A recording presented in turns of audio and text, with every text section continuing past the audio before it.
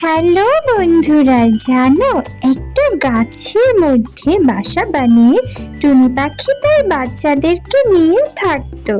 সে বাচ্চাদেরকে নিয়ে ওই বাসাটাতে খুব ভালোভাবেই ছিল। রাত হলে টুনি পাখি বাচ্চাদেরকে ঘুম পাড়িয়ে দিল। বন্ধুরা, টুনি পাখিও ঘুমিয়ে গেল। সকালবেলা ঘুম থেকে উঠে টুনি পাখি তার বাচ্চাদেরকে ঘুম থেকে ডেকে তুলল। বন্ধুরা, তাদের তো খাবার খুঁজতে যেতে হবে, এই জন্য সে বাচ্চাদেরকে নিয়ে বাসার বাইরে আসলো। এমন সময় একটা শিকারী ঈগল আসলো। টুনি পাখি ও তার বাচ্চারা ভয় পেয়ে তাড়াতাড়ি বাসার ভিতর ঢুকলো। ঈগলটা তাদেরকে ধরতে চেয়েও পারল না, তাদের বাসার সামনে বসে রইল। টুনি পাখি আর তার বাচ্চাদেরকে খেতে চাইলো।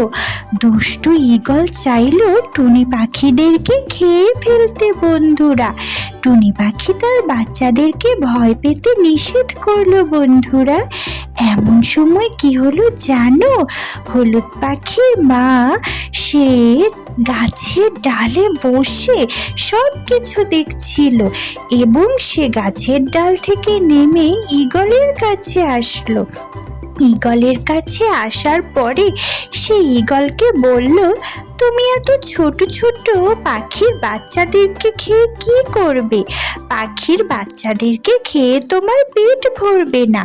আমি খরগোশের সন্ধান জানি, যেখানে একটা মরা খরগোশ পড়ে আছে, তুমি সেটা গিয়ে খেতে পারো। তখন ঈগল মনে মনে চিন্তা করলো যে সত্যিই তো সে খরগোশ খেতে পারবে, আর খরগোশ খেলে তার পেট ভরবে।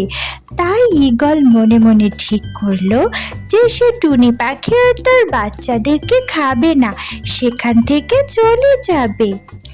তাই ঈগল সেখান থেকে চলে গেল। বন্ধুরা, এভাবেই হলুদ পাখির মা টুনি পাখি ও ছোট বাচ্চাদের জীবন বাঁচালো।